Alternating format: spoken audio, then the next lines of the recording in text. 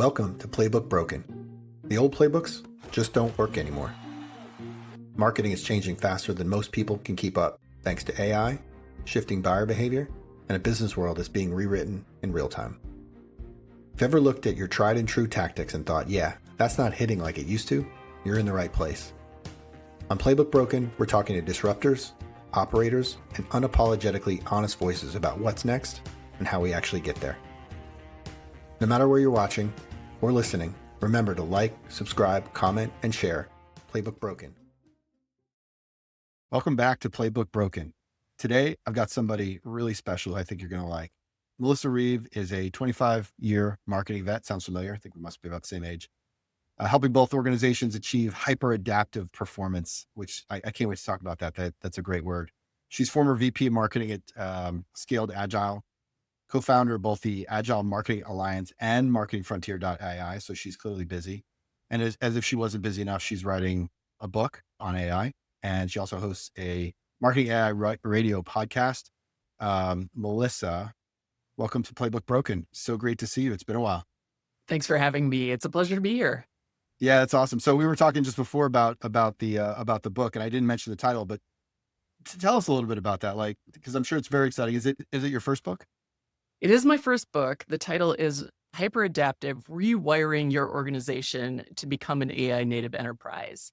And I felt like there was just this vacuum in the marketplace. Everybody was talking about the tools.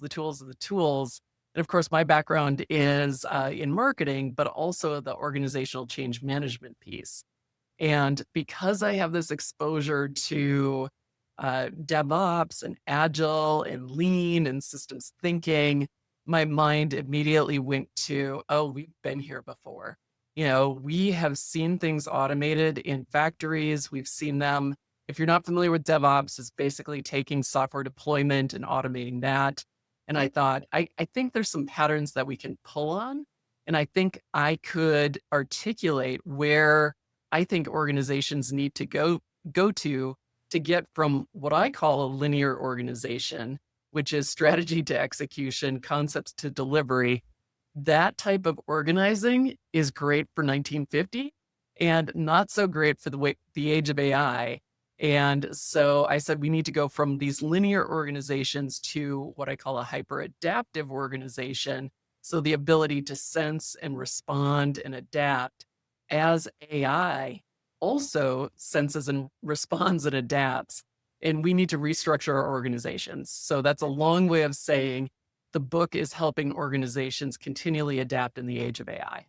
Amazing. There's so much to talk about there. I have been having a similar related conversation here about AI, both at Third Door Media and our organization and the larger SEMrush organization.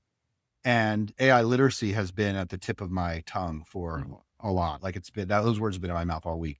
And I'm curious, can you talk about that a little bit? Like at the individual level, AI literacy and the ability to use these tools, which I totally agree has repeated itself through different ages. AI is just the current flavor. As an individual contributor or a team leader, how do you even ground yourself in that? Yeah, and it looks so different. I think that's what's unique about this concept of AI literacy is we have been conditioned to absorb learning from the sage on the stage, right? That was all of our kindergarten through high school, through college. And along comes this thing called AI, where it's really experiential learning. And we are learning from each other. We're learning by doing. And so how do you as an individual fire up that curiosity in yourself? How do you as a leader fire that up in your teams and your organizations? And I've got some answers for that, but that's really the concept. The show structure here is that I've got these different segments that I've been kind of experimenting with. Obviously, you're the third guest, so I'm figuring it out. We'll see. But you when we talked before, you had sort of picked the new rules segment, which is great. And I know that you have an incredibly hot take. And just to set this up, right, this show is sort of the reason it's called Playbook Broken. The reason why I think it's an interesting topic is exactly what you're about to talk about, which is the old playbooks are broken or breaking as we speak. This week at Google I/O, they announced a whole bunch of stuff. The biggest thing from the search standpoint, part of the world that I live in, was that AI mode is going to be kind of more generally available. It's going to be available on desktop. And there's been this persistent discussion about, is SEO dead? Is it changing? What does it look like in the future? I mean, the SEO playbook as one of a number of marketing playbooks that we have at our disposal might be fully broken at this point. We're about to find out, right? But like as an organization, as an individual, what do you do about that? And so, but what I loved about your hot take is unto itself playbook. So please, let's get into the new rules. What do you got for us here? Well, I mean, I think it's such an interesting example, this notion that SEO is going to change and the playbooks around it. Because when you think about a playbook really, the underlying assumption of a playbook is the world is standing still. And it's going to stand still long enough for us to actually develop a playbook around that. And then we have some predictability in that the playbook is going to stay valid for the next X amount of time. Right. And so that means it's going to stay solid for the next month, the next year, the next 2 years. And I don't know if that's the world we're playing in anymore.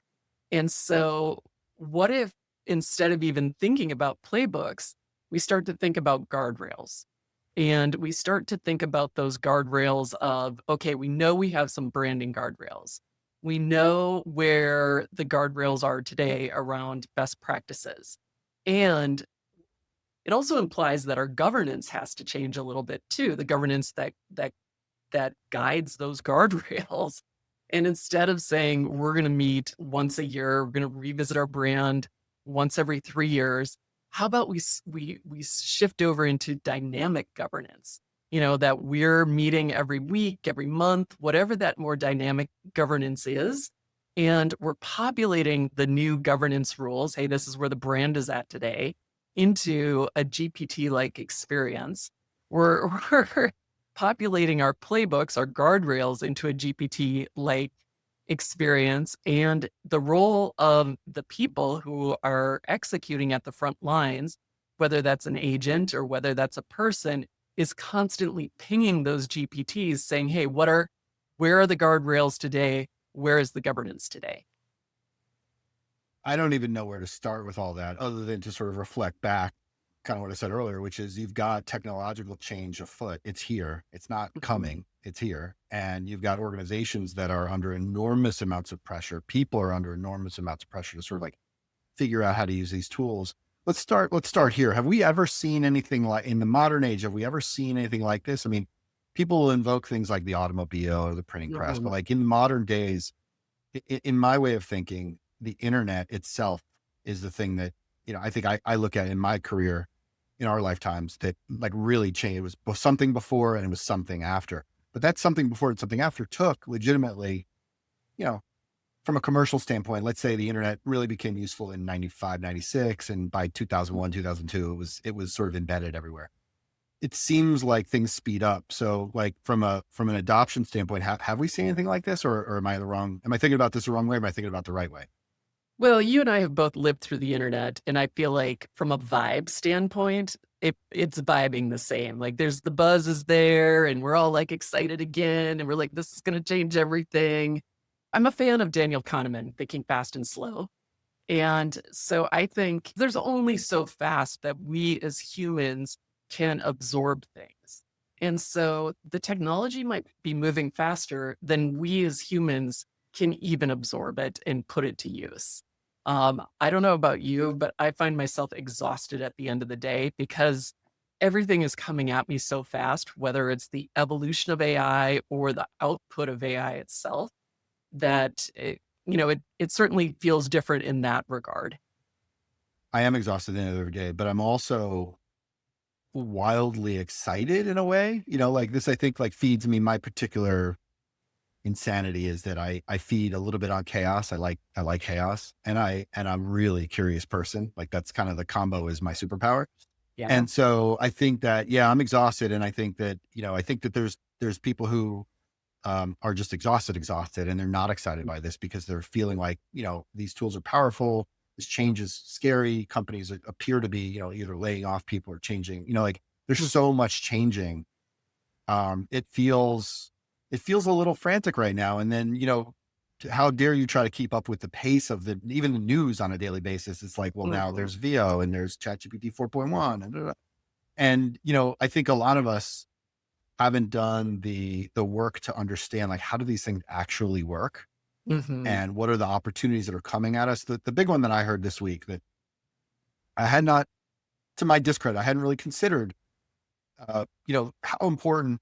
Let me rephrase that. I know how important context windows are. They're everything. It's essentially Mhm. short-term memory for an LLM, right? And the larger the context window, the more stuff you can sort of do with the risk of hallucinations and things kind of going down quickly, right? Mhm. As the context window scales. And what's interesting is I heard on a podcast today, Gemini 2.5 Pro, I think, has a 2 million context Yeah. window. Well, I don't know if you heard this yet, the new GPT that they're like in testing, it sounds like it's already done, they just haven't released it, is 10 million. Wow, cool. So 10 million apparently is enough to like store everything you'll ever do in your entire life. That And be so that's like, pretty.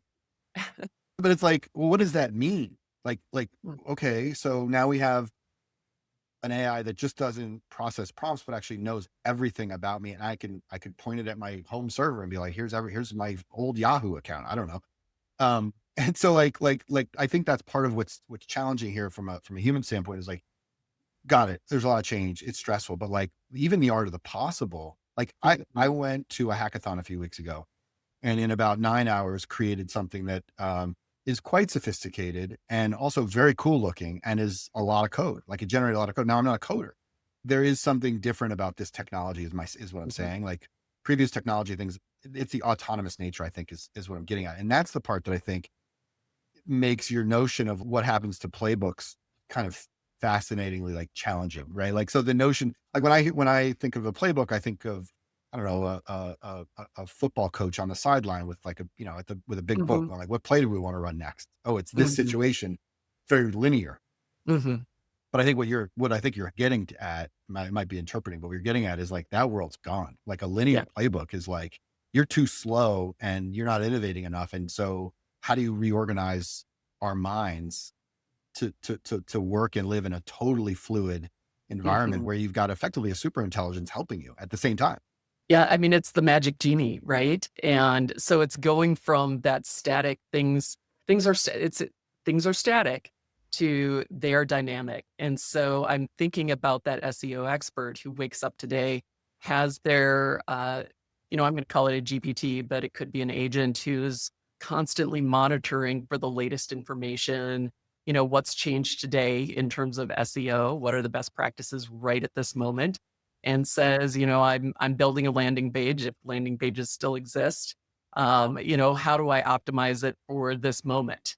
And gets the reply and says, great, can you optimize this according to the best practices today? And when you think about that mindset, it's totally different than the mindset that we're operating with today. And even just from a power structure perspective, I as an individual have a knowledge. Well, actually, you don't now. So what are you, the human, bringing to that equation? Well, you are checking the knowledge. Did this thing go off the rails? That doesn't quite seem right. Let me try and validate that a little bit. So we're the check. We're the sanity around this. But I think people are going to have to let go of control. They're going to have to let go of power structures and and that what does that mean for work? We don't know. We don't know. I think what you're saying is not just provocative, but true. And we've already seen it in some instances already. And I think the human aspect of this is the part that I've been thinking most about lately, which is how do you reorganize a team, a company, an organization around a fluid environment where some leaders are maybe a little less flexible than other leaders, right? There are some people, there's some boss, you got a boss who like, I want to see every word. I want to check everything. Like, I think, like that kind of thing. Or like, on the creative side, let's take a creative marketing campaign where, you really know that you want to push the boundaries of the creativity, maybe be a little more edgy but like Mhm. today it's linear, right? It's like, well, we have to is it edgy or is it not edgy? Well, what if it's all of that? What if it's edgy for the people who like edge and not Oh, edgy for people who don't like edgy? And how do you execute that? And we've had tools, but they're mechanical tools today to do that, right? You can use a platform to sort of A/B test or whatever. But what you're describing is a completely fluid environment perhaps with full Mm, autonomy automation being, okay, the AI knows our brand standards. The system mhm, knows that this event happened. It mhm. knows how we've trained it, how we would respond as humans. So let's just let it go do its thing. Because I think that part of the resistance to this is a resistance to change from an organizational like if I allow you, employee X234, to automate your work, what do I Mhm. need you for? But also, what happens when something goes wrong? Like, I think you're Yeah. talking about a wildly new world, basically. Well, and that's where I wanna slow down the conversation because I feel like it's not helpful to say all the jobs are going away. It's helpful to paint that future picture. And because we do have this precedent in factory automation, we have this precedent in DevOps that I pull on. And what we know is that not all jobs are automatable. And I also like to break down this notion of a job. And jobs are made up of tasks and decisions and processes. And what we're really talking about with AI right now is the automation of tasks. The scenario we've described is much more of some of the tasks, some of the decisions, right, and automating some of the processes. What happens then is I believe people will go from doing a lot of the work to managing machines that do the work. And that's where the ego part comes into play because people are used to going, especially in marketing, they're used to going up the chain of like, I'm a junior copywriter, now I'm a senior copywriter, and now I'm the head of content creation. And it implies a laddering of expertise. I still think we'll need a laddering of expertise, but it will be how do you prompt the expertise will be how do you manage the machines and how do you what's your expertise in tweaking the machine to do exactly what you want it to do and get the output that is good and how who's determining good. Yeah, that's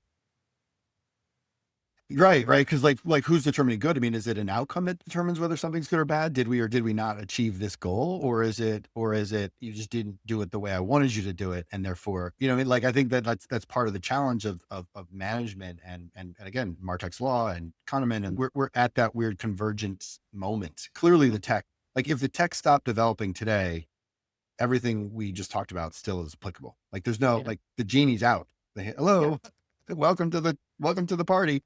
And um, like, how would you describe that sort of operating system or that mode, that mental model for an organization in the present, but also Mhm. obviously in the very near future when, tomorrow there's some new innovation that comes out. You go, oh my God, didn't know you could do that. Like, what do you call that? Is there a name for it? Well, I mean, that's the whole premise of this notion of hyperadaptivity. And if you'd be so kind, I'll chat through the stages that I see between where we're at today and Love where it. we go to get there. So, we talked about this notion of a linear organization, and we just described it, right? Junior to senior to content director. That's a linear organization. And I think the first thing that happens is we get some foundational elements in place. We see that, right? We see these AI councils coming online. We see the governance coming online. Then we start to take AI and we infuse AI into those tasks. So we have jobs are made out of tasks and processes and decisions. We start to shift the culture around decision making. We start to shift the culture around our processes, stitching those individual task automations together. I think that's all within our our ability to visualize right now. The step after that is where I think the change really starts to take place. You start to stitch those automations in place, and now you have automated workflows. When you have automated workflows, that's where the jobs really start to change. You start to see people move from doing the work to automating the work and managing the automations. This whole change, I think, is going to take, I don't know, 2 to 5 years for us to really get into that place where we're automating what I call marketing pipelines. Now, after that, I think what we start to do is we start to see people putting sophisticated telemetry in place and orchestration layers. How do you orchestrate your different agents? And I think that's where we move from more of a hierarchical organization to one organized around value streams, your customer journeys. And so we are, I think, at that point, so think 5 years out, now starting to restructure our organizations around automated value streams. So that's how we get from here to this future. And then right after that is the hyper adaptability, where the machines are helping us to sense and respond and evolve our organizations, evolve our value streams, and where we don't know what happens after that, but we've set our systems up in a way that they can be much, much more fluid. I think that that kind of connects in my mind a bunch of dots that I hadn't directly thought about, sort of observing from a side. And just even thinking about, let's say in the short term, right? What is there a challenge with current leadership who don't understand that framework and that progression, and they're going to resist it? And is that where you start to see kind of empires fall, empires rise, like the rise and fall of big companies who kind of can't get out of their own way because they can't release that kind of control? That, like, even that control piece feels um, very scary in an organization that, like, has a large legal team, has HIPAA compliance, privacy compliance, all that stuff. Absolutely. We will see more Blockbuster and Nokia moments. We've been here before, right? We know that the giants will fall. We know that there will be organizations that can't keep up, can't make the change, and it will be those AI native organizations, just like it was those digital native organizations that disrupted the Blockbusters and the Nokias. It will be AI native organizations who will disrupt the existing giants. Some of the existing giants have seen this coming. I like to pull on Unilever. And Unilever, giant organization, they serve 3.4 billion people a day, and they have been preparing for AI since 2016. They have incredible programs. They're creating digital twins of their products.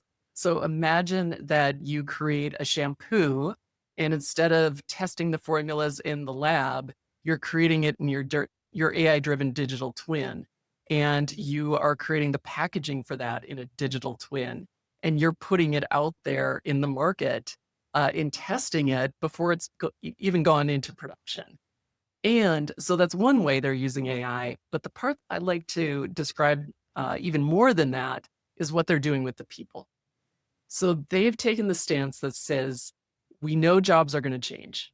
They've taken the stance that says, we've hired good people. And they've developed a program that they call Future Fit. And they say, this is a program that will walk alongside you as your role is changing. And we are going to support you as AI comes into the organization and as your role starts to shift. I feel like that is such a progressive way of thinking about AI and supporting people through the change, even as the rest of the world is saying, "Oh, all the jobs are going to go away."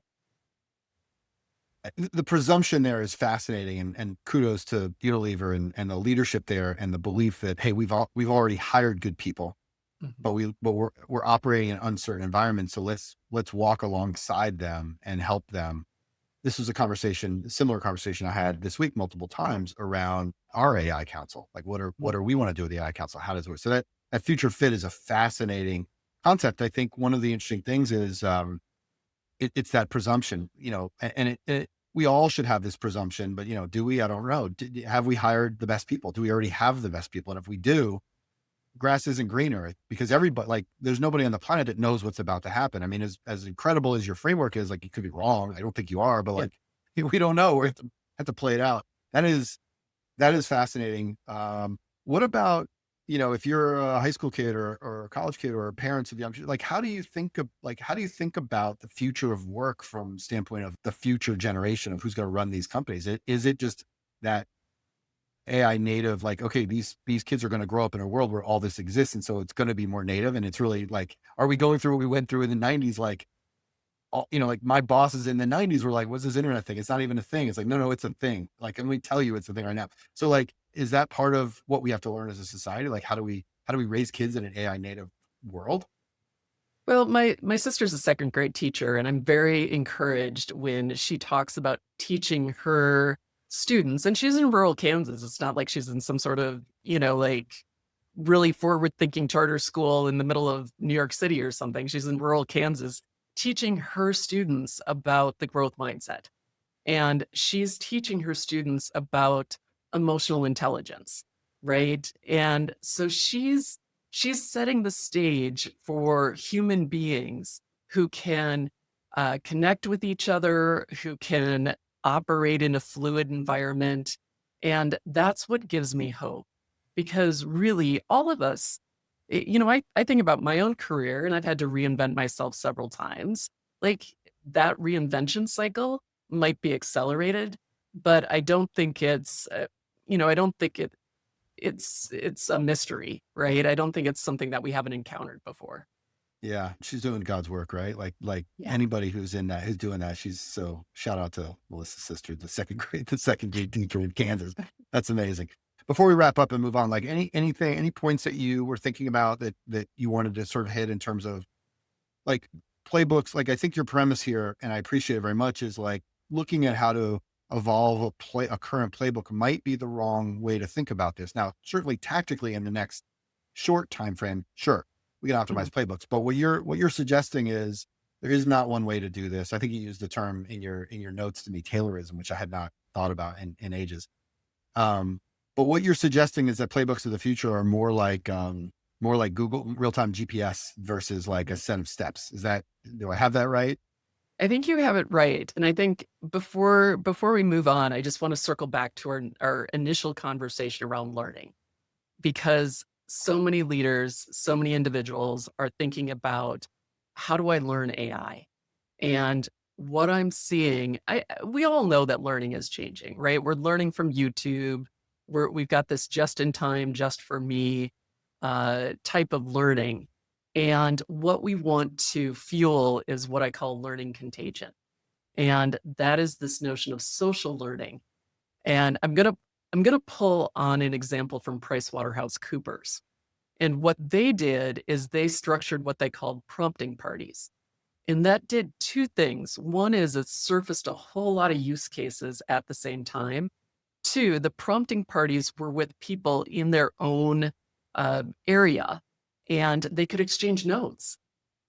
And they moved from like 30 prompting parties to 400 prompting parties. So it scales in a short amount of time. And they were able to train, I forget how many people, but tens of thousands of people through this notion of prompting parties. And I think when we're thinking about and struggling with this notion of AI literacy, we our mind goes to those traditional playbooks of what kind of class can I take? When I think we need to shift the playbook and we need to think about how do we enable social learning? How do we enable learning contagion? As a former PwCer myself, I'm sad that that's the one, like what you just said is like, wow, I wish I was there for that. That sounds like a lot of fun. The rest of it, I think I could take it or leave it. Prompting parties, I might have to just straight up steal that. I mean, that's a genius idea. I mean, as is the notion of social learning. As I said, I did this hackathon. The hacking part was great, but it was the discussion, right? It was what are you doing? How are you doing that? Like, oh, what does that look like? What prompt did you use? What model did you use? How the heck did you get that to work? I think there's something really interesting. And yeah, fundamentally, education and how we learn is definitely shifting. All right, Melissa, this is amazing. The last section here is what I call force yourself. And really what I'm after here is like you as an individual, we all face challenges, right? We all have our unique, like, how do I do this? How do I wake up in the morning? Some of us have, mental issues or Hmm. the ability to focus, but like for you, like, tell me about how you force yourself to get big things done. What's the process you go through? How do you sort of push through that wall and just straight up, like at some point, like, I got to get this done. I'm gonna force myself to do it. Like, what's your version of that? So my version of that is to not think about the whole thing at once. And I know that it's as this isn't any new wisdom, right? It's eating the elephant one bite at a time. And so like the book that I'm writing, I just started with an outline. I was way intimidated. And anytime I've tried to initiate a book, and I've tried several times now, um, I tried to do too much. But I literally woke up at 2 a.m. and I thought, you know what? I'm just gonna start writing down some thoughts. And I know that my brain works in bullet form really well. So I thought, let me just do bullet points, what all is going in my head. And then I was able to, I ended up with an outline that was 134 pages. I was like, oh, okay. So there's a there. And then I was able to leverage AI to help put that into some sort of structure that made sense for a book. There's a role called a development editor I didn't even know about. So I had AI be a development editor to help me structure that. And every day that it gets hard, and believe me, this week has been really hard with the writing. I'm having trouble focusing. One is I will give myself some grace. So I think that's another key component to just take a break, just to set it down for a minute and revisit it. And honestly, I call myself a recovering type A. And so it's hard, right? Like I want to just keep driving. And so that's the flip side of that coin, right? Is how do you throttle yourself back so you don't burn out? Um, yeah. It's amazing. Yeah. Wow. I just love that question. And I think it's just so interesting to get inside the minds of people who really are getting things done. You're clearly getting things done. You're a busy, productive person. So thanks for those reflections. Eating the elephant is a great one. It's one to always remember. And I learned that lesson about putting things down a few weeks ago. It was like, I literally overloaded the system. And it Mm, was like, I need to walk away right now. And I literally went for a walk, and it was like, no headphones, no podcast. Like I need to be myself for a minute. So those are great reflections.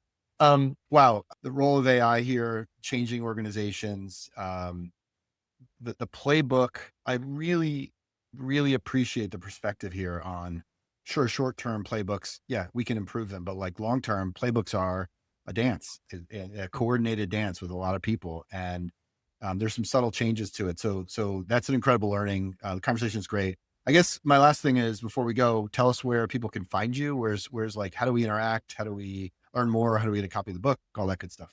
yeah, appreciate the opportunity. So marketingfrontier.ai is one avenue. I've also just fired up directly for the book hyperadaptive.solutions.